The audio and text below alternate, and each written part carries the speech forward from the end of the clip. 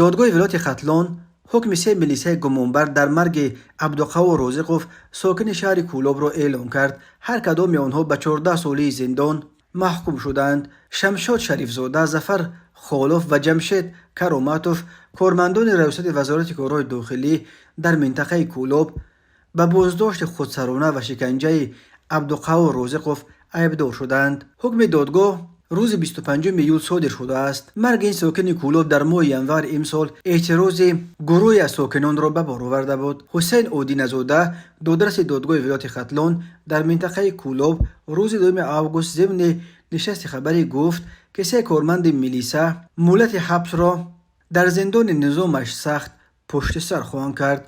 عودی نژاده گفت دادگاه تصدیق کرد که 3 کارمند میلیسا عبدالقوی رازقوف را شکنجه کردند و او در پی شکنجه جان باخته است. به گفته او آنها پس از انجام مهلت حبس 12 سال دیگر حق کار در مقامات انتظامی را نخواهند داشت. معلوم نیست که خود محکوم شده و نزدیکان آنها به این حکم چی نظر دارند.